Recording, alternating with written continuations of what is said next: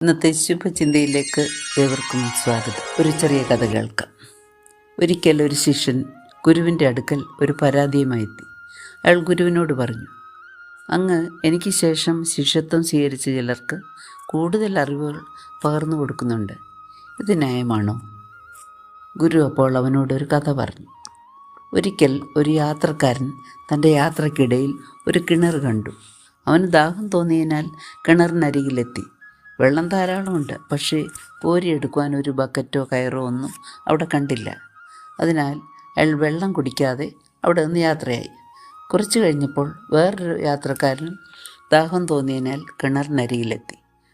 ബക്കറ്റും കയറും ഒന്നും അവിടെ ഇല്ലാത്തതിനാൽ അയാൾ ആ പരിസരമൊക്കെ ഒന്ന് വീക്ഷിച്ചു. അപ്പോൾ അയാൾക്ക് പിടിയുള്ളൊരു ചെറിയ പാത്രം കിട്ടി. അയാൾ അടുത്ത വൃക്ഷത്തിൽ നിന്ന് തൂങ്ങിക്കിടക്കുന്ന വള്ളികൾ മുറിച്ചെടുത്ത് ഒരുമിച്ച് കെട്ടി കയറുപോലെയാക്കി ഈ പാത്രത്തിൽ കെട്ടി കിണറ്റിൽ നിന്ന് ധാരാളം വെള്ളം കോരി കുടിച്ചു. ഇതിലാർക്കായിരുന്നു കൂടുതൽ ദാഹം എന്ന് ഗുരു ശിഷ്യനോട് ചോദിച്ചു. രണ്ടാമത്തെ ആൾക്ക് എന്നവൻ പറഞ്ഞു.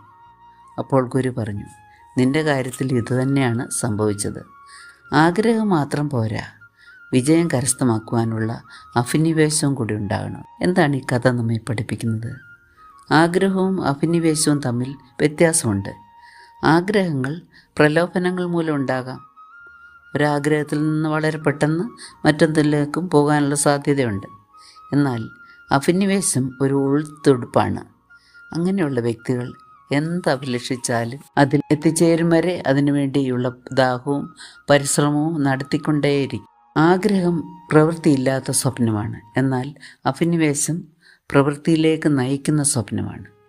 അങ്ങനെയുള്ളവർക്ക് അന്ത്യം വരെ കർമ്മനിരതരായിരിക്കും. ശിശുക്കളും യുവാക്കളും വയോധികരും എല്ലാം നിരന്തരം അവരുടേതായുള്ള ആഗ്രഹങ്ങളിലൂടെയാണ് സഞ്ചരിക്കുന്നത്. അവരിൽ അഭിനിവേശമുള്ളവർ മാത്രമാണ് തങ്ങൾ ആഗ്രഹിക്കുന്ന കാര്യങ്ങൾ നേടിയെടുക്കുന്നത്. അല്ലാത്തവരെല്ലാം തങ്ങൾക്ക് പ്രായമായില്ലല്ലോ, ആവട്ടെ എന്നും ചിലർ പ്രായം കഴിഞ്ഞു പോയല്ലോ എന്നൊക്കെയുള്ള ഒഴികഴിവുകൾ തട്ടി തുടങ്ങിയിടത്ത് തന്നെ നിൽക്കും. എവിടെയെങ്കിലും എത്തിച്ചേരുവാൻ ആഗ്രഹിക്കുന്നവർ ശരിയായ സമയം ഒത്തുവരട്ടെ എന്ന് വിചാരിച്ച് കാത്തിരിക്കരുത്. ഇപ്പോൾ എവിടെയാണോ ഉള്ളത് അവിടെ നിന്ന് തുടങ്ങണം.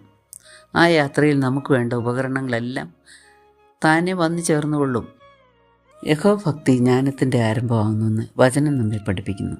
നമുക്കും നമ്മുടെ കഴിവുകൾ മുഴുവൻ പുറത്തെടുത്തുകൊണ്ട് ശുഭാപ്തി വിശ്വാസത്തോടെ ദൈവത്തിൽ ആശ്രയം വെച്ചുകൊണ്ട് ഉത്സാഹത്തോടെ പ്രവർത്തിച്ച് ജീവിത വിജയം നേടിയെടുക്കുവാൻ ദൈവം തുണയാകട്ടെ എന്ന് പ്രാർത്ഥിച്ചുകൊണ്ട് എൻ്റെ ശുഭചിന്ത നമുക്കിവിടെ അവസാനിപ്പിക്കാം.